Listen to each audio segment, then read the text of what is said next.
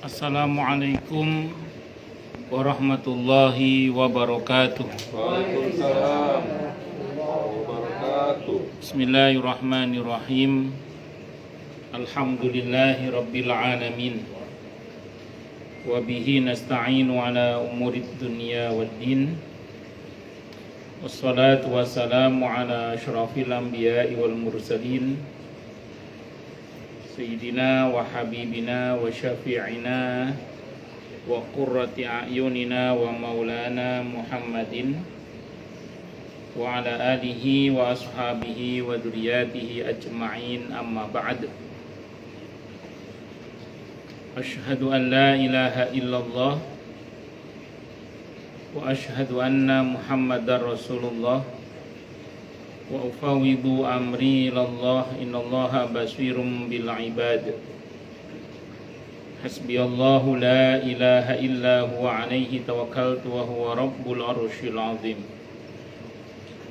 Wallahu ta'ala fi kitabihil karim hikayatan an nabiyillahi Musa alaihi salam. Rabbi syrah li sadri wa yassir li amri wahlul 'uqdatam min lisani yafqahu qawli. Para asatid, para alim, para asatid, para asatidah, para bapak dan ibu sekalian, hafizani wa hafizakumullah, bil khusus sahibul bait Bapak Haji Aswin beserta Ibu Hajaratna, yang semoga beliau berdua beserta keluarga besarnya, ibundanya juga, semoga selalu dalam naungan rahmat, barokah, perlindungan serta bimbingan Allah Subhanahu wa taala. Amin Allahumma amin. Ada adiknya Bu Ratna. Oh, Masya Allah. Nggak ngeliat ya. Semoga juga beliau ikut dalam doa tadi, amin insyaallah. Tinggal di mana Ibu? Oh, yang di Bintaro. Oh, yang waktu itu takziah. Oh, pas ceramah. Oh, pas Zoom-nya. Kalau Zoom pas ya pas konsultasi waris itu ya. Iya, siap. Baru ngeliat sekarang. Terus wabil khusus Bapak RT Bayangan sama RT Demisioner, Bapak LMK. Saya nggak ngerti RT-nya yang mana sebenarnya. Masih Pak Agus apa sudah Pak Yatsen? Belum. Oh, masih belum. Terus anggota LMK-nya belum juga? Belum, masih Pak Suhadi. Oh, nggih. Monggo. Oh, nggih, masih Pak RT, masih Pak Agus. 27 Desember nanti. Semoga beliau beserta warganya juga selalu dalam naungan rahmat, barokah, perlindungan Amin. serta bimbingan Allah Subhanahu wa taala. Amin Allahumma amin insyaallah. Dan tentu kita berdoa kepada Allah Subhanahu wa taala, Allahumma inna nas'aluka ilman nafi'a wa rizqan thayyiba wa amalan mutaqabbala wa fatahallahu lana futuhal arifin. Allahumma inna na'udzubika min ilmin la yanfa' wa amalin la yurfa' wa qalbin la yakhsha' wa du'a ila yusma'. Allahumma ati anfusana taqwaha wa zakkiha anta khairu man zakkaha anta waliyuha wa maulaha. Amin Allahumma amin insyaallah. Pertama-tama tentu mari kita haturkan puja dan puji syukur kita kehadirat Allah Subhanahu wa taala dengan berucap alhamdulillah. Mudah-mudahan dengan hamdalah ini nikmat dari Allah untuk kita ditambah. Karena Allah telah berjanji dalam Al-Quran di surah Ibrahim ayat 7, A'udzubillahi sami'il alim minasyaitonir rajim. Wa ita'adzana rabbukum la in syakartum la azidannakum wa la in kafartum inna adabi lasyadid. Jadi kalau kita bersyukur, sungguh nikmat dari Allah untuk kita ditambah. Dan kalau kita kufur, kita diingatkan oleh Allah akan siksa yang sangat pedih. Ini janji Allah, dan janji Allah dalam Al-Quran itu la raiba fi. Tidak ada keraguan di dalamnya. Di antara penjelasan la raiba fi adalah siapapun yang mengamalkan isi Al-Quran dengan keimanan dan keyakinan, maka Allah akan tunjukkan kebenaran Al-Quran itu kepadanya hingga tiada lagi keraguan dalam hatinya. Salawat dan salam semoga tercurah limpahkan untuk junjungan kita Nabi besar Muhammad sallallahu alaihi wasallam. Semoga kita semua diakui sebagai umat beliau. Amin, Allahumma amin, insyaallah. Saya wasiatkan terutama untuk diri saya sendiri dan panjenengan semua agar kita semua terus berusaha meningkatkan ketakwaan kita kepada Allah Subhanahu wa taala. Karena dengan takwa itulah kita bisa memperoleh derajat yang sangat tinggi dengan sesungguhnya di sisi Allah Subhanahu wa taala. Hal ini didasarkan kepada firman Allah Subhanahu wa taala dalam Al-Qur'an di surah Al-Hujurat ayat 13. A'udzubillahi samii'il 'aliim minasyaitonir rajim. Ya ayyuhan nasu inna khalaqnakum min dzakari wa untha wa ja'alnakum syu'uban wa qabaila lita'arafu inna akramakum 'indallahi atqakum alayah. Wahai manusia, sesungguhnya kami telah menciptakan kalian dari seorang laki-laki dan seorang perempuan, berkembang menjadi bersuku-suku dan berbangsa-bangsa agar kalian saling mengenal. Sesungguhnya yang paling mulia di antara kalian di sisi Allah adalah yang paling bertakwa. Allah juga berjanji akan memberikan bonus bagi siapapun yang sungguh-sungguh bertakwa kepada Allah, berupa solusi atau jalan keluar dari setiap masalah yang dia hadapi. Dan Allah juga berjanji akan memberinya rizki dari arah yang dia tidak duga sebelumnya. Hal ini didasarkan kepada firman Allah Subhanahu wa taala dalam Al-Qur'an di surah At-Talaq ayat 2 dan 3. A'udzubillahi samii'il 'aliim minasyaitonir rajim. Wa may yattaqillaha yaj'al lahu makhraja wa yarzuqhu min haitsu la yahtasib. Dan barang siapa orang yang bertakwa kepada Allah, maka Allah akan berikan dia jalan keluar dan rezeki yang tak terduga. Di tempatnya Allah berfirman, "Wa may yattaqillaha yaj'al lahu min amrihi yusra." Siapa yang bertakwa kepada Allah, maka Allah akan jadikan urusannya mudah. Semoga kita semua minal muttaqin, bahkan lil muttaqina imama. Amin, Allahumma amin, insyaallah. Bapak Ibu sekalian, hafizani wa hafizakumullah. Malam ini saya diminta untuk bicara tentang apa berbakti kepada kedua orang tua, terutama ketika orang tua sudah meninggal dunia. Terutama ketika orang tua sudah meninggal dunia. Jadi suatu hari pernah Rasulullah Muhammad SAW ditanya oleh seseorang dari Bani Salimah. Kata orang itu, apakah masih ada bentuk berbakti pada kedua orang tua sesudah orang tuanya meninggal dunia? Jadi apakah ada bentuk berbakti pada orang tua setelah orang tua itu meninggal dunia? Maka Rasulullah Muhammad SAW menjawab, ini hadis riwayat Ahmad dan At-Tabarani. Kata Nabi Aukamaqal as-salatu alaihima. Yang pertama mendoakan keduanya.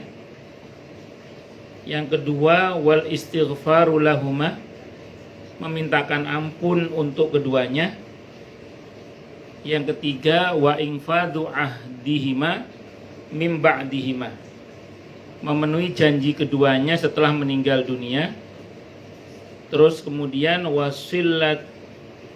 wasillatur rahimil lati la tusalu illa bihima, menyambung kekerabatan yang tidak tersambung kecuali dengan keduanya. Maksudnya menyambung kekerabatan kerabat orang tua.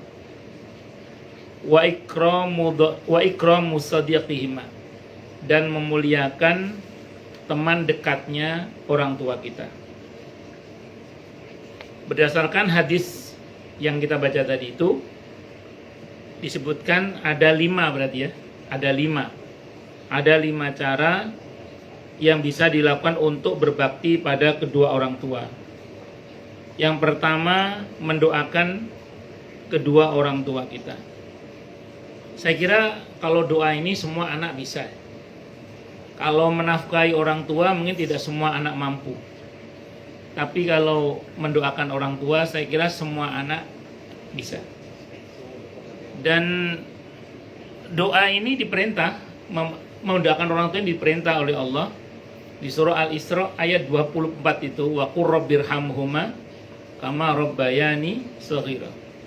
Katakanlah wahai Nabi,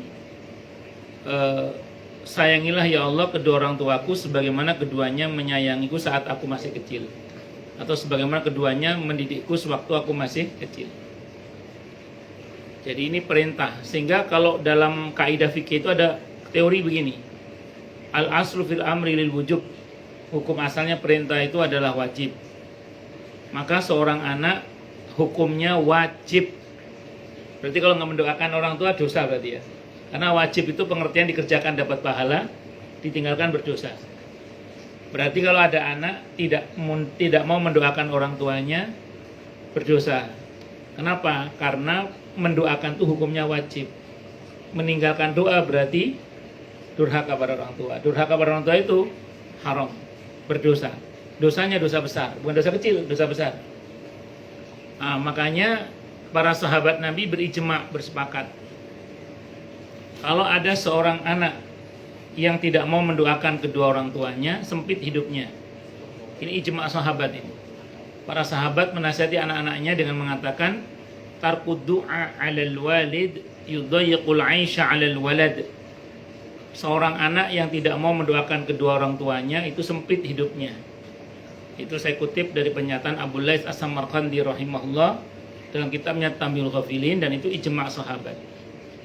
Makanya seorang anak kalau ingin hidupnya lapang, kalau seorang anak ingin hidupnya dilapangkan oleh Allah, kalau bahasa Jawanya ben songgone urip enteng gitu bahasa Jawanya itu. Saya terjemahkan ya, biar beban hidupnya itu ringan. Nah, itu perbanyak mendoakan kedua orang tua. Mungkin saya pernah cerita di sini ya. Kalau bosan ya bilang cut gitu. Nanti saya cerita yang lain. Ini kisah nyata. Saat itu saya masih di Surabaya. Habis sholat subuh itu ada teman saya itu konsultasi lah, minta dimuhasabai. Dia bilang, ya dia cerita masalahnya lah, dia cerita masalahnya yang cukup berat masalahnya. Dan bagi dia berat masalahnya, saya yang mendengar juga merasakan betapa beratnya masalah itu. Terus karena dia minta dimuhasabai, saya tanya, hubungan sampean dengan Allah bagaimana? Saya tanya gitu. Dia bilang, saya nggak ada masalah dengan Allah katanya. Maksudnya ya saya beribadah hanya kepada Allah dan saya tidak syirik kata dia. Saya tidak berbuat syirik. Jadi saya sama Allah nggak ada masalah katanya. Ya wis, kalau merasa dengan Allah nggak ada masalah, yang kedua saya bilang gitu. Dengan orang tua bagaimana? Saya tanya gitu.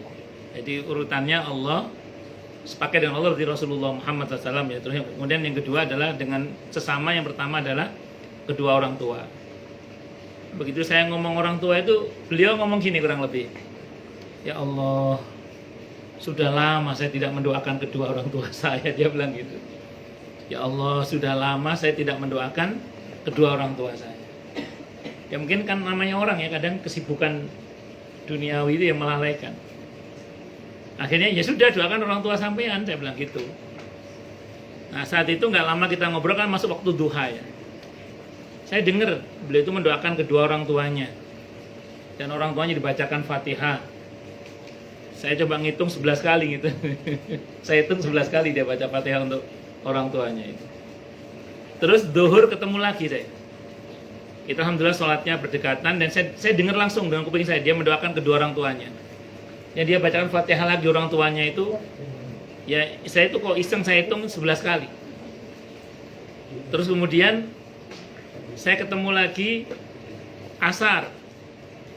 Saya dengar lagi dia doakan orang tuanya. Maghrib ketemu lagi, Isya ketemu lagi.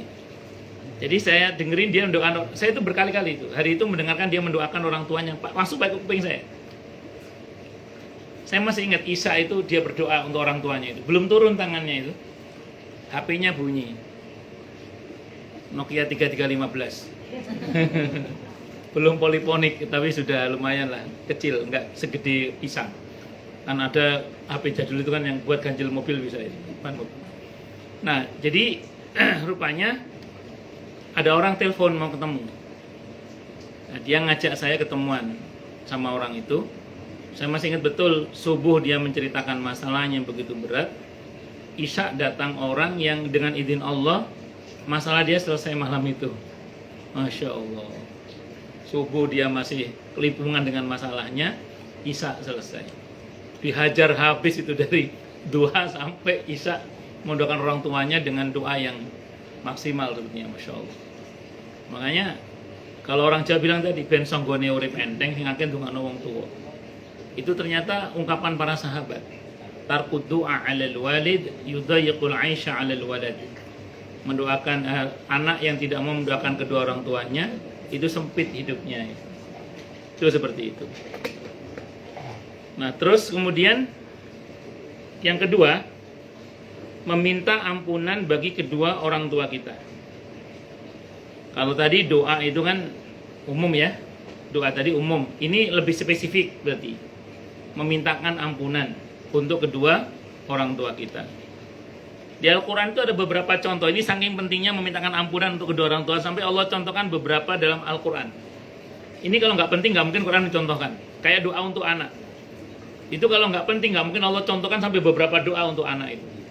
Rabbi habli minas sholihin, Rabbi ja'alni muqimas sholati wa min dzurriyyati, Rabbi habli min ladunka dzurriyyatan thayyibatan innaka sami'ud du'a, Rabbana hab lana min azwajina wa dzurriyyatina qurrata a'yun waj'alna lil muttaqina imama. Itu kalau bukan karena hal yang penting, nggak mungkin Allah ajarkan itu. Rupanya mendoakan kedua orang tua itu, memintakan ampunan maksudnya untuk orang tua itu saking pentingnya, itu sampai Allah contohkan dalam Al-Quran. Antara lain itu di surah Nuh. Surah Nuh ayat 28. Allah contohkan sebuah doa, Rabbighfirli wali walidayya waliman dakhala baitiya mu'mina walil mu'minina wal mu'minat. Wahai Rabbku, ampunlah untukku dan untuk kedua orang tuaku. Jadi minta ampun untuk kita dulu, baru untuk kedua orang tua. Dan untuk siapapun yang masuk ke rumahku dengan dalam keadaan beriman. Dan untuk semua mukminin mukminat. Ini ada dalam surah Nuh ayat 28. Terus ada lagi, itu tadi doanya Nabi Nuh ya. Nah ini doanya Nabi Ibrahim ini. Ada di surah Ibrahim ayat 41 itu. Rabbighfirli wali walidayya walil mu'minina yauma yaqumul hisab. Wa rabbana ighfirli wali walidayya walil mu'minina wa yauma yaqumul hisab. Wahai Rabb kami, ampunlah untukku kedua orang tuaku dan untuk mukminin pada hari di mana hisab ditegakkan. Jadi ini termasuk contoh-contoh istighfar yang dicontohkan dalam Al-Quran. Jadi saya ulang, kalau nggak penting banget, dan mungkin Quran sampai mencontohkan itu.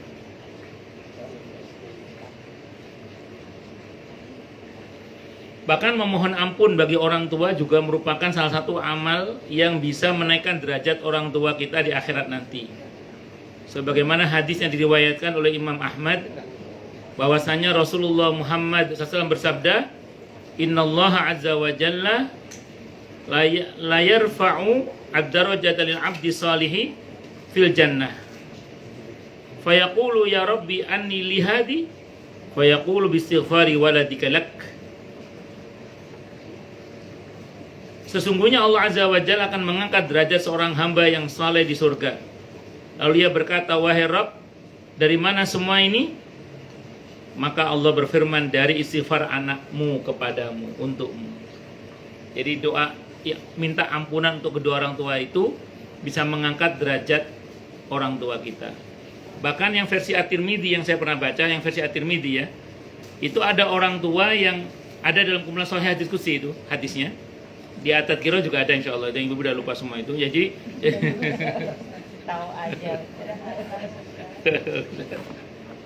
Jadi di situ itu disebutkan satu riwayat tentang seorang tua yang meninggal dunia, yang awalnya kuburnya sempit, lama-lama melapang bahkan laksana istana. Terus kemudian orang ini bertanya, ya Allah, kubur saya kok jadi begini indahnya? Apa sebab nih kubur saya kok begitu indahnya? Kata Allah dalam hadis qudsi itu, ini karena istighfar anakmu untukmu. Ini karena istighfar anakmu untukmu. Jadi istighfar dari anak terutama, baik anak kandung maupun anak orang, maksudnya anak angkat, anak asuh, itu doa itu sangat membantu untuk kedua orang tua kita terutama. Makanya di samping doa secara umum, jangan lupa doakan ampunan untuk kedua orang tua kita. Itu seperti itu. Mungkin sedikit problem bagi Bu Purnama ya, Bu Nani. Karena nun sewu ayah beliau kan wafat dalam keadaan masih bukan sebagai seorang muslim. Saya pernah sampaikan di sini mungkin, walaupun ini pendapat yang tidak populer ya. Kalau pendapat yang umum memang tidak sampai. Pendapat umumnya para ulama tidak sampai karena beda iman. Tapi memang ada yang menarik dalam tafsir Ibnu Katsir itu ketika beliau menafsirkan surah At-Taubah ayat 80. Ayat 80. Di situ disebutkan sama saja wahai Nabi, apakah kamu mintakan ampun atau tidak mintakan ampun? Allah tidak akan ampuni walaupun kamu mintakan ampun untuknya 70 kali karena dia kafir. Itu sababun nuzulnya kematian Abdullah bin Ubay bin Salul. Yang kakinya kesemutan boleh selonjor, Bu, silakan. Yang kakinya kesemutan boleh selonjor. Oh, enggak, saya mau selonjor, monggo. Nah, jadi kalau kita memahami mungkin berarti percuma dong kita mintakan ampun, nggak nyampe kan? Tapi di dalam hadis yang dikutip oleh Imam Ibnu Katsir dalam hadis itu, aukamakal, dan beliau tidak mengomentari apapun riwayat itu. Dikatakan dalam riwayat itu Nabi mengatakan aukamakal, ya sudah, kalau 70 kali tidak Allah ampuni, saya akan mintakan ampun 70 kali lagi. Kalau tidak diampuni juga, saya akan mintakan ampun 70 kali lagi, kata Nabi. Kalau tidak diampuni, saya akan mintakan ampun 70 kali lagi. Pokoknya mintakan ampun terus, terserah Allah udah. Itu seperti itu. Sebenarnya ada tambahan lagi. Kalau ini sebenarnya tambahan ini agak menghibur sebenarnya Bu Nani ini. Itu ada versi Bukhari Bu Nani. Di versi Bukhari itu, ini konsumsi ceritanya.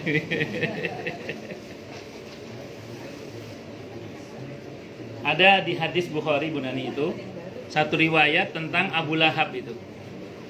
Tentang Abu Lahab. Ini dikutip dalam Sahih Bukhari loh ya.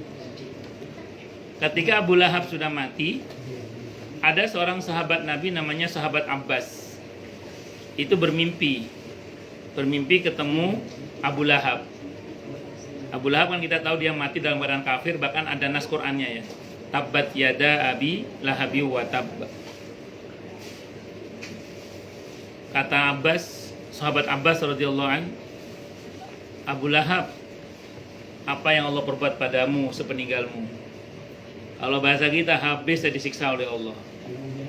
Habis saya disiksa oleh Allah, kecuali hari Senin. Kenapa hari Senin? Kata Abu Lahab dalam mimpinya itu, dalam mimpinya sahabat Abbas, beliau mengatakan, pada hari Senin itu aku pernah berbahagia dengan kelahiran keponakanku Muhammad. Saking senangnya beliau potong kambing akikah, saking senangnya beliau sampai memerdekakan budaknya yang mengabari kelahiran Nabi kita Muhammad SAW.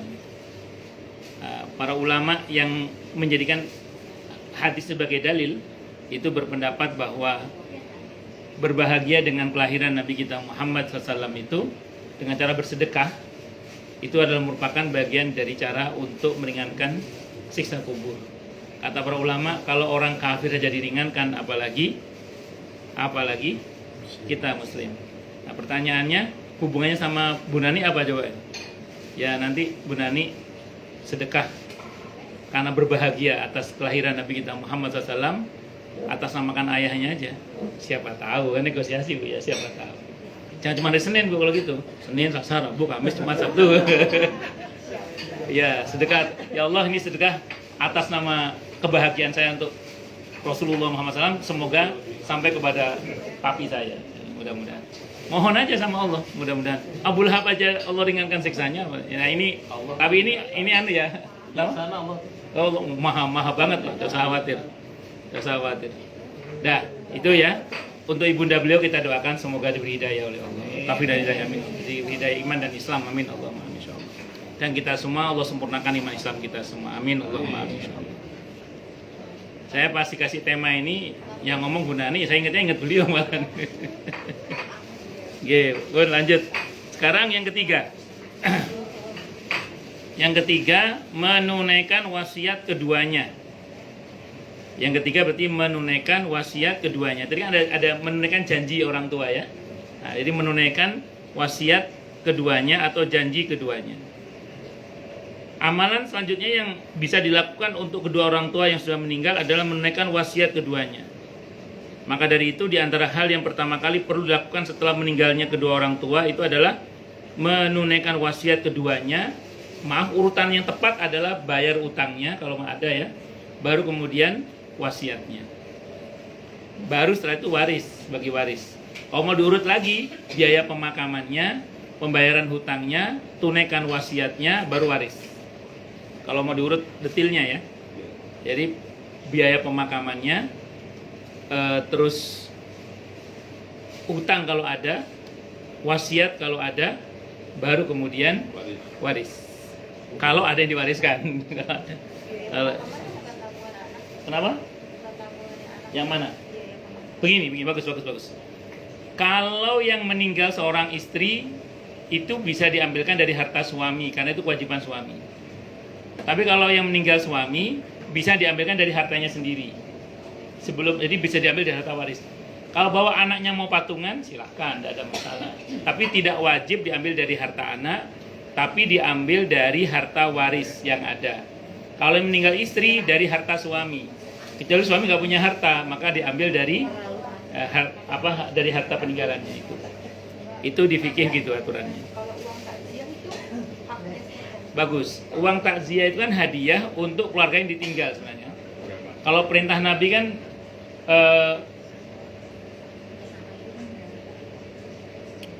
ketika sahabat Ja'far wafat itu Nabi bilang gimana sih? Ij'alu li ali Ja'far ta'aman. Buatkan makan untuk keluarga Ja'far. Jadi itu uang takziah itu untuk keluarganya. Nah, pertanyaannya, keluarganya itu siapa? Terutama yang tinggal bersama ya. Terutama yang tinggal bersama karena orang takziah pasti tujuannya ngasih keluarga itu. Bahwa kemudian nanti jadi itu sifatnya hadiah. Hadiah yang menghibur ahli keluarga atau ahli waris yang ada itu, terserah mau digunakan apa, nah itu hak mereka semua. Dimusyawarahkan aja lah gimana baiknya itu. Ya, kalau takziah kan macam-macam ya, ada takziah yang kembang banyak gitu. Itu berapa sih harga kembang satu itu, Bu? Mahal. Ada kan diuangkan kan lumayan itu ya sebenarnya. Nah, kadang orang itu sih. Ya macam-macam sih nggak bisa ngomong. Kenapa? Lontong sate. Jadi itu intinya ya. Jadi kalau orang tua punya wasiat, tapi kalau nggak punya wasiat ya sudah langsung bagi waris. Kalau memang ada tinggalan warisnya. Karena ada ninggalin juga, ninggalin utang kadang naudzubillah min syarri dzalik. Terus kemudian yang keempat, menyambung silaturahim yang tidak bisa tersambung kecuali dengan keduanya. Maksudnya kita tidak akan punya hubungan rahim kecuali melalui beliau, seperti misalnya paman, bibi, pak lek, bule, pak de, bude gitu. Nah, jadi kalau ibu masih ada nggak paman, bibi, pak lek? Nggak ada semua ya, meninggal semua udah.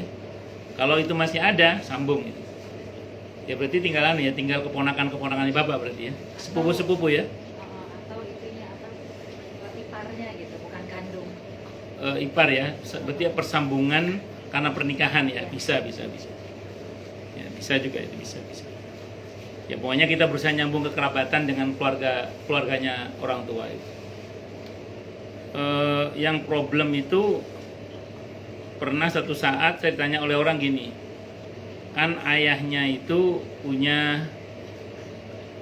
belum menduda terus nikah lagi gitu ya, menduda terus menikah lagi, terus selang berapa waktu istrinya itu menggugat cerai suaminya gitu, dan akhirnya suaminya meninggal, bapaknya jamaah itu meninggal. Dia bingung apakah dia harus masih nyambung dengan ibu sambungnya itu yang notabene sudah cerai atau gugat cerai ke bapaknya. Ya saya bilang kalau memang masih memungkinkan untuk disambung silakan disambung. Tapi kalau tidak mungkin ya nggak harus. Kenapa? Karena sudah putus kan, sudah cerai kan. Sudah cerai. Jadi karena kalau sudah cerai itu kan sudah bukan suami istri lagi. Ya sudah terserah jenengan lah saya bilang itu.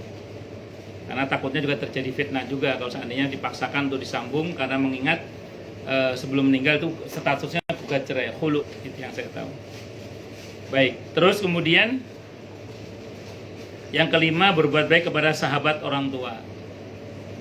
Abdullah bin Umar pernah ketemu dengan sahabat Sayyidina Umar radhiyallahu an, dan beliau memberikan hadiah kepada si Badui itu dengan mengatakan, ditanya oleh orang, Anda hadiahkan sorban Anda yang bagus itu pada dia? Iya, karena dia sahabat ayah saya.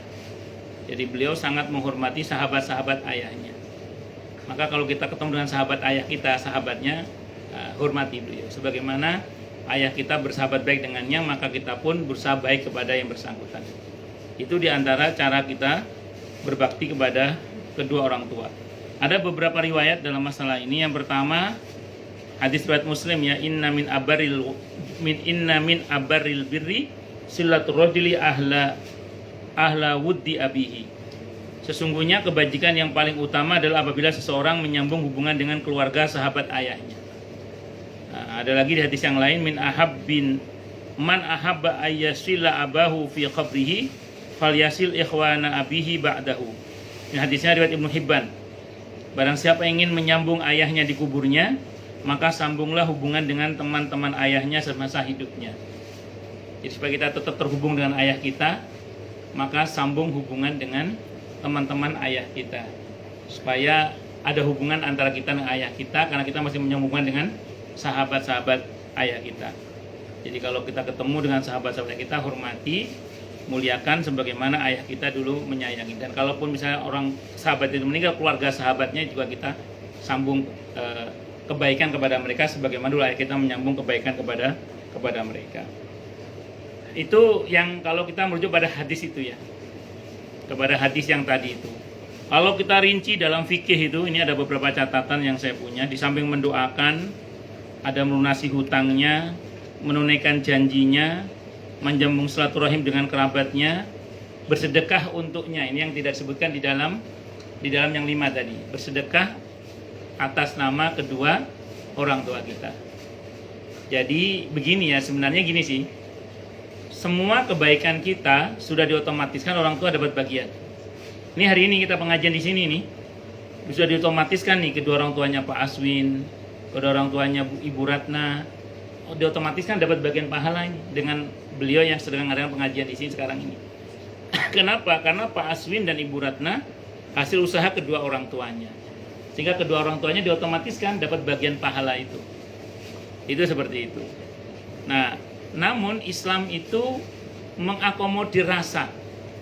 Karena ada beberapa sahabat Nabi itu yang ada rasa pengen sedekah atas nama orang tua, disebut orang tuanya. Dan Nabi tidak melarang. Sehingga pernah saya ceritakan di sini, kan ada seorang sahabat Nabi namanya Abu Sa'id Al-Khudri radhiyallahu anhu, namanya Sa'ad Abu Sa'id Al-Khudri radhiyallahu anhu. Beliau mengatakan, "Ya Rasulullah, inna ummi qad matat atasaddaqu anha." Wahai Rasulullah, ibuku telah wafat. Apakah bisa saya sedekah atas nama orang tua saya? Kata Nabi, qala na'am. Oh ya, bisa, kata Nabi. Ayul afdal, apa yang paling utama ya Rasulullah? Kata Nabi, as-saqyu, memberi minum. Nah, saat itu orang butuh air ya. Maka beliau membuat sumur. Kata dosen saya, Allahyarham Profesor Dr. K. Haji Faisal Haq MAG, beliau cerita sampai sekarang ini sumur itu masih ada. Itu namanya Saqawatu Ali Sa'din, sumur wakafnya keluarga Sa'ad. Itu pahalanya untuk ibunya itu.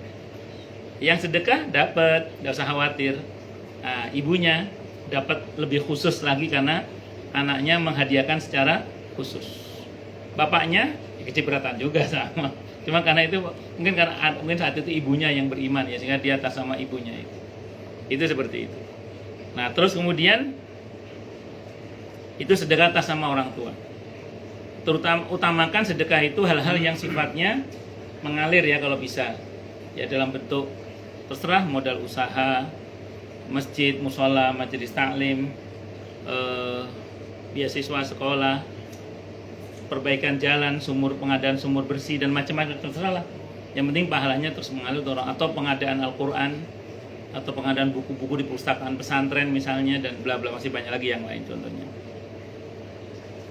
Yang insya Allah pahalanya itu terus mengalir.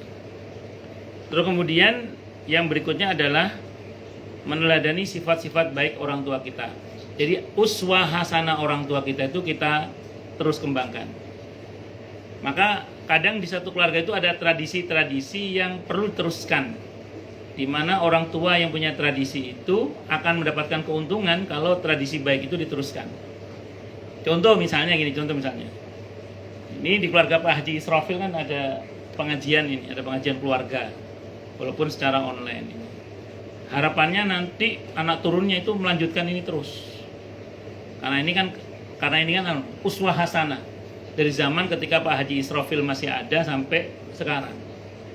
Itu sampai anak, cucu, mantu cucu, cicit, semuanya ikut.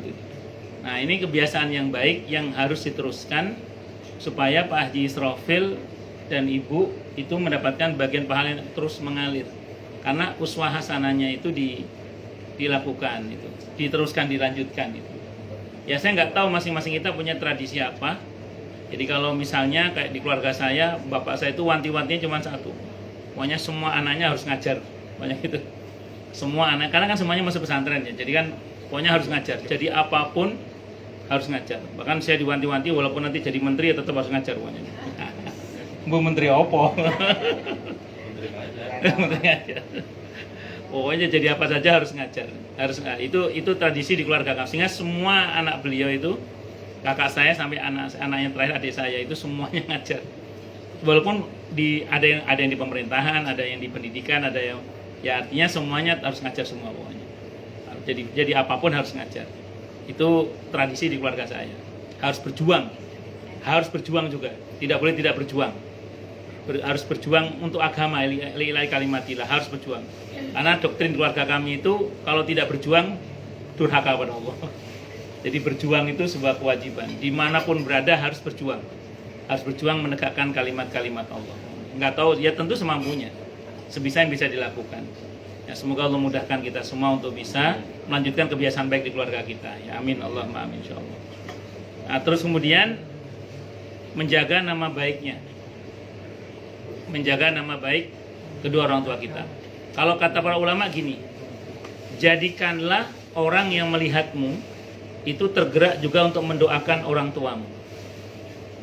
Jadi saking senangnya orang kepada kita karena baiknya akhlak kita, kebaikan kita, sampai begitu seseorang melihat kita tergerak untuk juga mendoakan kedua orang tua kita. Masya Allah Pak Aswin, semoga jadi akhirnya tidak hanya mendoakan Pak Aswin, tapi mendoakan orang tuanya juga. Tidak hanya melihat Bu Ratna, tapi juga mendoakan orang tua kedua Bu Ratna. Kedua orang tua Bu Ratna maksud saya. Jadi jadikan kalau bisa seperti itu. Kalau dulu Nabi Yakub itu berpesan kepada Nabi Yusuf, wahai Yusuf, jangan sampai perbuatanmu merusak kehormatan nasabmu yang mulia. Jadi beliau ini dari keturunan yang mulia, pesannya jangan sampai perbuatannya bisa merusak nasabnya yang mulia itu. Itulah yang buat Nabi Yusuf ketika dirayu oleh Zalihah tidak mau untuk diajak berzina, itu beliau tidak mau. Di antara hal yang diingat Nabi Yusuf adalah pesan ayahnya itu. Jangan coreng kehormatan nasabmu yang mulia dengan kehinaan perbuatanmu. Maka jaga nama baik orang tua kita dengan cara kita terus berbuat baik dan memperbaiki hubungan dengan Allah maupun dengan sesama. Itu diantaranya. Kemudian menutup aib beliau, aib orang tua kita. Kadang, mohon maaf ya, di intern anak itu ada obrolan tentang orang tua kan. Nah, kadang sampailah pada pembahasan di mana, iya sih ada hal yang aku gak suka dari papa itu gini. Nah, itu gini. Kalau sekiranya tidak perlu dibicarakan, jangan dibicarakan. Bicarakan baiknya saja. Karena ingat ya, kesaksian kita tentang orang tua kita itu menjadi penilaian Allah atas orang tua kita. Jadi kalau yang kita bicarakan kebaikannya saja, maka insya Allah beliau baik dalam pandangan Allah. Tapi kalau kita tidak bisa menahan diri, dan karenanya kita membicarakan keburukan orang tua kita, ngerinya itu menjadi penilaian Allah untuk orang tua kita. Karena kata Nabi Okamakal, kalian adalah saksi Allah di muka bumi. Kalaupun terpaksa kita harus mengkoreksi orang tua kita, itu lebih kepada untuk membuat pelajaran. Dan tutup dengan pernyataan bahwa, tapi saya jadi saksi orang tua saya adalah orang yang baik. Bahwa beliau ada kekurangannya pasti. Misalnya di antara obrolan saya sama istri misalnya terkait dengan pendidikan kadang. Saya sering merujuk gini, dulu kalau ayah saya gini. Nah, kadang istri saya komentar, kalau bapak saya dulu beda lagi gini. Nah, tapi terus saya tutup.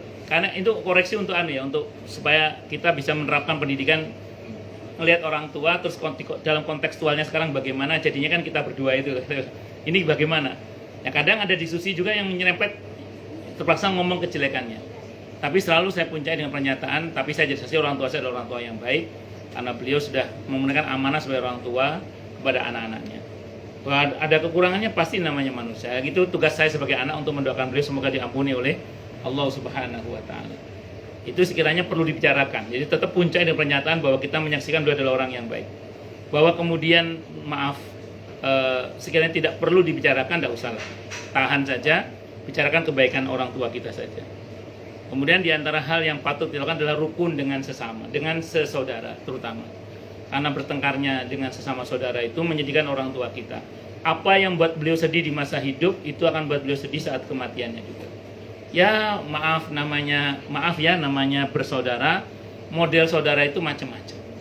Ya ada yang ya baik-baik saja, tapi ada yang kadang bikin kemerungsungnya hati. Ya itu biasa. Tapi spirit yang kita bangun adalah begini, bahwa kita bayangkan aja, yang dimaui oleh orang tua kita apa? Rukun kan? Ya sudah, rukun saja. Kita berusaha rukun, kita berusaha ambil baiknya saja lah. Kita jangan ambil posisi pecahnya, karena kita membayangkan kalau orang tua kita tahu kita berantem, apa yang terjadi kira-kira? Pasti orang tua kita nggak suka kan? Ya sudah, kita berusaha ngalah aja. Ini saya sedikit cerita ya. Allahyarham ibu saya itu kan Allah ganjar beliau itu meninggal di hari Jumat, terus mengeluhkan sakit perutnya, terus kemudian beliau masih sebagai pejuang aktif dalam dakwah di jalan Allah. Jadi kalau saya boleh kata, ibu saya itu kan syahidnya tikel-tikel. Saya mencoba mengambil hikmah kenapa beliau kok sampai diganjar oleh Allah dengan kemuliaan yang sebegitunya menurut saya ya, sebenarnya yang saya pahami. Satu ciri khas beliau yang saya kenal betul tentang ibu saya itu apa? Beliau selalu kalau ada masalah dengan saudara kandungnya terutama, beliau berusaha mengatakan bagaimanapun juga dia saudara saya. Jadi saya harus berusaha tetap baik. Ya, beliau itu banyak mengalah. Nah, jadi dan semangatnya selalu menyatukan. Ayo Mas, Bang. Ya. Jadi semangatnya selalu menyatukan, merukunkan. Jadi bukan memecahkan. Rupanya semangat mendamaikan, semangat merukunkan itu pantas kalau beliau diganjar oleh Allah dengan husnul khatimah. Itu seperti itu. Itu diantara yang sambil pelajaran dari ibu saya, Allahyarham itu. Jadi semangatnya itu bukan manas-manasi, bukan bikin orang tuh merungsung, tapi berusaha menyatukan. Berusaha menyatukan, berusaha mengalah, berusaha. Bayangannya itu aja sih. Kalau bahasa beliau itu, kalau ngomong ke saya gini, bagaimanapun juga dia saudara saya. Saya tahu beliau kesel itu sama saudara, beliau kesel sama saudaranya. Cuman beliau mengatakan, ya bagaimana dia adalah saudara saya, kata ibu saya gitu. Saya harus berusaha baik ya. Harapannya tadi orang tuanya bahagia. Itu bagian dari berbakti pada kedua orang tua itu. Dan yang terakhir, sebarkan ilmu. Menyebarkan ilmu ini menarik ya. Nabi itu dalam redaksi terkait dengan ilmu itu ada redaksi begini, ada redaksi. Dan ilmu yang dia sebarkan dan yang dia ajarkan. Jadi ada istilah diajarkan, ada yang disebarkan. Ini konteksnya apa? Kalau dia ustadz, dia ustadzah atau dia guru lah gitu ya. Itu pasti mengajarkan dan menyebarkan sekaligus. Tapi ada orang yang kan mohon maaf bukan ustadz, bukan ustadzah, bukan guru juga, tapi dia bisa ambil posisi di sini. Caranya gimana? Ya betul. Atau adakan kajian. Kalau saya sering ngomong ke jamaah-jamaah yang anaknya masih aktif kerja di kantor-kantor itu, yang di kantornya nggak ada pengajian, colek itu. Nah, adakan pengajian di kantor kamu. Nah, itu kalau dia babat alas mulai pengajian di kantor itu sama dengan menyebarkan ilmu. Walaupun bukan dia yang ngajar, tapi ustadz misalnya. Atau dia tadi hasil dari kajian apa di-share di keluarga, di grup, atau dia ngobrol dengan suami, dengan anak, itu bagian dari menyebarkan ilmu juga. Atau ya tadi wakaf buku, wakaf Al-Quran misalnya. Di perpustakaan pesantren itu banyak yang butuh buku itu sebenarnya. Nah, itu merupakan bagian dari menyebarkan ilmu juga. Mencetak kader-kader ilmu juga. Akhirnya kacang balinya tinggal dikit juga itu Pak. Udah. Depan Pak Yasin, udah. Enggak, saya bercanda, enggak. Jangan. Saya tadi kan guyonan sama Pak Agus.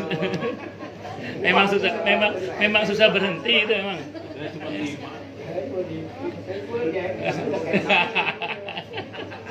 Bercanda. Baik.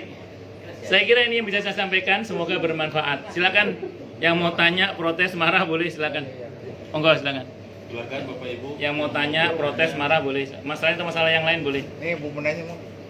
Monggo. Ibu mau nanya, silakan. Silakan. Waalaikumsalam warahmatullahi wabarakatuh. Mengenai menyambung silaturahmi Ustaz. Iya. Kan tadi dengan sahabat orang tua atau ibu atau ayah. Tapi ada kadang-kala kan ada juga tuh yang kurang baik hubungannya orang tua kita dengan saudaranya tersebut. Ya. Nah, itu bagaimana ya cara kita menyambung silaturahmi? Bagus. Iya ya udah, maksudnya masalah yang dulu sudah lah gitu ya. Kita Iya, kita saya sambung paham. lagi. Tapi sebenarnya hubungannya mereka kurang baik. Bagus.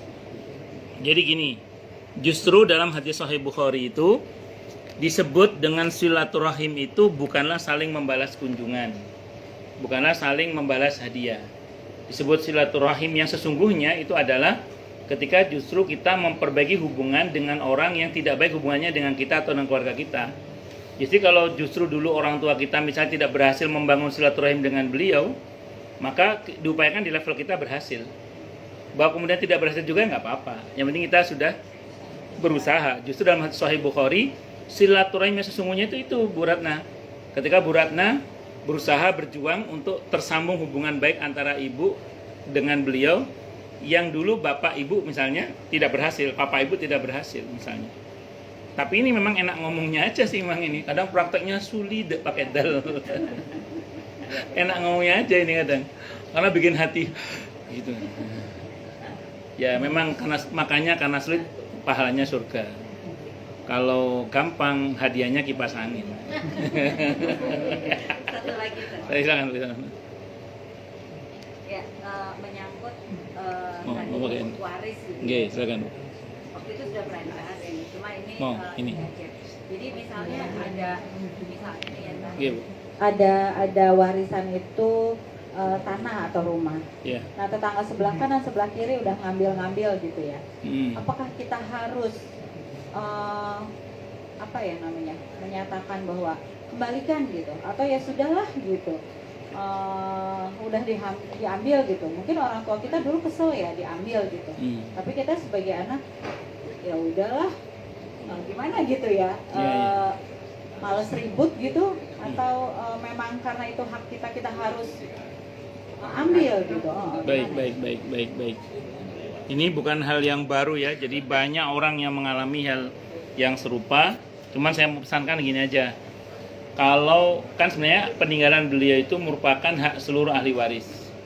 Tentu dalam hal ini Bu Ratna tidak bisa memutuskan sendiri, harus kesepakatan seluruh keluarga. Bagaimana nih kita ikhlaskan atau kita ambil karena ini hak kita. Dalam Islam dua-duanya dibenarkan. Ketika kemudian ibu mengatakan ambil dengan segala konsekuensinya. Tapi ketika keluarga musyawarah mengatakan udah daripada kita ribut, daripada kita yang dolim, mending didolimi aja deh. Dalam hal ini ya, mending biar mereka mendolimi kita. Ya sudah, itu urusan mereka dengan Allah nanti. Ya sudah, kita selamatkan yang masih ada aja. Jadi hal yang seperti itu jamak terjadi. Saya punya jamaah itu di Villa Taman Kartini. Beliau punya tanah 1000 meter. Beliau minta ada orang suruh jaga tanah itu. Lama-lama yang jaga tanah ini kan anaknya mulai gede, mulai nikah. Dibanguninlah rumah di sebelahnya, di tanah orang itu juga. Lama-lama adiknya nikah lagi, bangun rumah lagi sebelahnya. Hampir 200 meter kepake tanahnya itu. Kan orang kaget loh, yang kita izinkan kan cuma yang satu, kok kenapa pada bikin rumah semua? Diusir, nggak mau pergi, minta ganti rugi malah.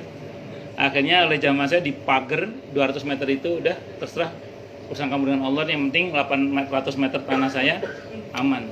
Jadi kalau ibu mau ngambil sikap begitu ya enggak apa-apa. Tapi kalau ibu misalnya keluarga enggak terima kita ambil dengan segala konsekuensinya, silakan saja. Ibu punya dua hak dalam hal ini.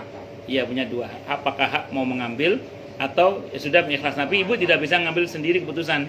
kecuali itu hak ibu ya, kecuali nanti ternyata setelah dihitung-hitung itu bagiannya Bu Ratna. Oke, karena bagian saya sudah saya ikhlasin ya, daripada saya ribut misalnya. Wallahu a'lam bishawab. Oke. Siapa dulu? Pak Pur. Oh. Siapa Raffi dulu? Ini Raffi khusus katanya Raffi. Oh iya, jangan. Jarang-jarang loh ini. Dia soalnya nanya sama saya, kan saya nggak bisa jawab. Oh gitu. Tes, oke. Mas, Tapi kayaknya di luar materi ya. gimana materi? Silakan Mas. Ya. Kan kita sih kan dari kecil saya diajarin kalau segala hal yang terjadi di hidup kita tuh pasti yang terbaik ya Ustaz. Terus. Katanya gitu, pasti yang terbaik. Tapi kalau menurut saya tuh sebenarnya ada beberapa hal yang terjadi tuh ya nggak yang terbaik gitu ya. Terus. Tapi saya pokoknya yang terbaik. Nah, itu kenapa seperti itu? Satu pertama. Yang kedua saya ada study case gitu Ustaz ya. Ya. Jadi misalnya ada sebuah keluarga gitu ya Ustaz ya. Jadi keluarganya saya bilang mungkin ekonominya kurang baik lah. Nah, saat ekonomi sudah kurang baik, keluarga ini juga diberikan ujian berupa anak yang berkebutuhan khusus. Iya, gitu. Nah, rasanya kan sulit banget buat bilang, oh iya ini yang terbaik buat mereka gitu. Rasanya kan itu kayak, ya ini nggak yang terbaik gitu. Tapi kenapa kita harus selalu dipaksa gitu ya buat, dan semua orang pasti bilang, iya ini yang terbaik gitu. Sudah? Ya, sudah. Ya, saya jawab ya. Gak apa-apa, anak muda. Saya jawab. Ya, makasih. Bismillahirrahmanirrahim. Saya mau cerita aja dulu ya. Ini konon ceritanya ada di dataran di daerah Cina katanya. Daerah bangsanya Bu Nani. Bu Nani lagi. Ya, ini konon ini cerita legenda di Cina. Konon ini ya. Saya pernah baca, sehingga saya juga pernah dengar ceritanya juga. Ada seorang anak muda yang mohon maaf pincang. Dia gini. Ada seorang anak muda yang gagah, yang semua orang memujinya gitu ya. Suatu saat dalam satu adegan berkuda dia terjatuh dan pincang. Semua orang mengatakan, aduh sayang ya kamu ini gagah tapi pincang, gara-gara apa namanya jatuh itu. Terus tiba-tiba saat itu ada wajib militer, di mana semua anak muda harus berperang. Dia termasuk yang tidak terpilih. Akhirnya orang bilang, ih untung kamu ya, kemarin dia bilang kasihan, sekarang untung kamu ya pincang, jadi kamu nggak jadi ikut dalam hal itu. Itu ada, ini contoh aja. Terus ada cerita dari Timur Tengah itu juga. Ada seorang raja kanibal yang senang makan manusia saat itu. Di kampung itu ada anak muda yang buta, yang saat itu termasuk dalam yang diciduk oleh raja kanibal itu. Terus kemudian begitu yang sehat-sehat, anak muda sehat kan semua disembelih, dimakan sama raja itu. Begitu yang buta ini dia bilang, buta kasih saya, udah lepasin aja, nggak mau ngapain. Jadi kadang satu sisi seperti sebuah ketidakberuntungan, tapi ternyata ternyata saat itu menyelamatkan bagi dia. Nah, terlepas dari cerita itu benar atau tidak benar ya, saya nggak tahu, pernah nggak kita ngalami sesuatu yang tadinya kita istighfari itu, tapi belakangan kita syukuri. Jadi ada satu kejadian di mana kadang kita istighfari karena saking nggak kuatnya kita, tapi belakang hari justru kita syukuri. Nah, saya nggak tahu abang pernah ngalami itu apa tidak itu. Nah, tapi terlepas dari itu, saya mau sampaikan lagi begini, sependek yang saya pahami bang ya, apapun yang datangnya dari Allah itu nilai dasarnya adalah baik. Dan apapun yang datangnya dari Allah itu nilai dasarnya adalah rahmat. Hanya saja kadang apa yang Allah mau untuk hambanya itu tidak sesuai dengan maunya hamba itu. Sehingga kadang hamba itu mengatakan ini takdir buruk ini. Nah, jadi istilah takdir buruk itu merupakan ungkapan dari manusia yang merasa ketetapan Tuhannya itu tidak sesuai dengan harapannya. Allah cuma berkata begini bang, asa an tuhibbu syai'an wa huwa syarrul lakum wa asa an takrahu syai'an wa huwa khairul lakum. Bisa jadi ada sesuatu yang kamu suka tapi ternyata itu tidak baik buat kamu. Dan ada hal yang mungkin kamu suka, tapi ternyata yang kamu tidak suka, tapi itu ternyata baik untuk kamu. Jadi ada hal yang mungkin tampaknya kita suka, tapi ternyata tidak baik. Ada hal yang tampaknya kita tidak suka, ternyata itu baik untuk kita. Contoh yang paling sederhana, sewaktu saya masih kecil bang, itu kalau saya nggak doyan makan, Allahyarham ibu saya itu marutin temulawak bang, rasanya pahit itu bang. Itu karena saya tahu itu pahit, saya lari bang, nggak mau dikasih minum temulawak itu bang. Dan saat itu dikejar oleh ibu saya, ditangkap, dicekokin pakai kain, jadi temulawak itu parutannya taruh di kain, dipaksa gini bang. Dalam hati saya bang, saya berkata begini, ini ibu saya kejam banget ya, masa anaknya yang unyu-unyu dikasih temulawak. Belakangan bang saya baru tahu, ternyata ibu saya sayang pada saya bang. Ketika saya kena asam lambung, ada seorang dokter bilang sama saya, Ustadz minum temulawak. Sejak itu sampai sekarang bang, kalau tukang jamu ada temulawak bu itu. Dulu saya nggak suka temulawak, pahit bang. Tapi begitu saya ngerti manfaat temulawak, saya cari temulawak bang. Itu diantaranya. Terus contoh yang lain gini bang, kan ayah saya dikasih Allah ayah saya kan. Saya termasuk yang dulu pernah nyesel punya bapak saya bang. Bapak saya itu nggak asik orangnya, menurut saya saat itu. Iya, teman-teman saya main, nggak pernah dipanggil orang tuanya untuk pulang guna ngaji, guna sholat. Sementara saya baru main, suruh ngaji, suruh sholat, suruh apa macam-macam. Pokoknya orang tua saya disiplin sekali. Saya sampai bilang saya nggak asik bapak saya ini. Dan keras, disiplinnya beliau itu keras sekali. Sampai saya kelas 3 SMA bang. Kelas 3 SMA itu saya sujud syukur punya bapak saya itu. Dulu saya nggak suka punya bapak saya. Kelas 3 SMA saya sujud syukur bang, punya bapak saya itu. Saya dalam hati saya berkata, kalau bapak saya nggak kayak bapak saya, jadi apa saya ini? Bisa dipahami bang ya. Jadi kadang memang sesuatu itu tidak bisa kita pahami saat ini, tapi di belakang hari kadang kita memahami itu. Nah, yang kedua itu patokannya, saya tidak mengatakan pasti yang terbaik, enggak. Cuma saya mengatakan apapun yang datang dari Allah, nilai dasarnya adalah baik. Apapun yang datang dari Allah, nilai dasarnya adalah rahmat, nilai dasarnya. Nah, terus Allah berpesan gini bang, perintah Allah kepada kita sederhana saja, yaitu ana inda dzanni abdi bi, aku mempersangkakan hambaku kepadaku. Terserah, mau sangka baik, lebih baik yang terjadi. Mau sangka buruk, tanggung resikonya. Gitu aja bang. Jadi kalau saya pribadi, ketika terjadi hal yang nggak sesuai dengan selera saya berusaha melihat sisi baik dan seburuk-buruknya keadaan, supaya saya tetap bisa berbaik sangka pada Allah bang. Karena kalau saya buruk sangka pada Allah, yang rugi saya sendiri bang. Maka saya berusaha untuk berbaik sangka pada Allah. Kadang gini bang, kadang hikmahnya ketemu juga bang, tapi kadang nggak ketemu juga. Kalau yang ketemu, alhamdulillah kita mudah mensyukurinya. Yang nggak kunjung ketemu, paling mentok saya katakan, saya yakin di balik semua ini pasti ada hikmah kebaikannya. Saya yakin aja udah. Nah, dan qadarullah, selama kita punya keyakinan itu, insya Allah semuanya akan baik-baik saja. Tapi kalau kita udah berusaha kepada Allah, kata Allah terserah sih, tapi tanggung resikonya. Kan Allah itu di Al-Quran sederhana aja. Kalau abang buka di surah Al-Kahfi ayat 29, kata Allah, faman syaa falyu'min wa man syaa falyakfur. Mau beriman silakan beriman, mau ingkar silakan ingkar. Tapi di situ kasih tahu bang resikonya kalau ingkar bang. Itu seperti itu.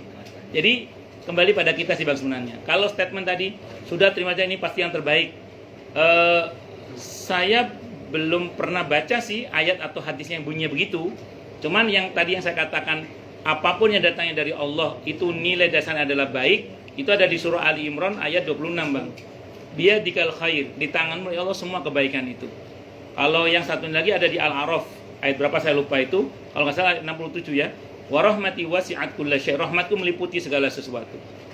Kalau yang tadi hadis qudsi bang, ana inda dzanni abdi bi. Kalau itu ada yang saya tahu. Jadi apapun yang datangnya dari Allah, nilai dasarnya adalah baik. Apapun yang datangnya dari Allah, itu nilai dasarnya adalah rahmat. Dan menarik bang, ada beberapa orang tua yang diberi anugerah oleh Allah anak dengan kebutuhan khusus itu. Biasanya mereka ini punya kelebihan yang ekstra yang tidak dimiliki oleh kebanyakan orang biasanya. Ya, wallahu alam, nyatanya seperti itu. Ya, tentu bagi mereka yang berhasil mengelola itu dengan benar. Tapi memang ada beberapa yang gagal, ya kembali lagi itu ujian semuanya. Ujian kan tidak hanya kesedihan, kebahagiaanmu juga ujian. Banyak juga orang yang gagal dengan ujian kebahagiaan juga kan? Saya kira itu bang. Wallahu alam. Bisawab. Baik, siapa lagi mungkin Pak Pur? Pak Pur, Monggo Pak Purnama. Monggo. Menjelaskan aja. Oh, menjelaskan. Pak Purnama gitu loh. Yes. Ya monggo. Pak Purnama Tes saja disambut. kok sound systemnya nggak dengar tadi, tahunnya kurang dekat Ustaznya. Iya. Oh, kurang deh.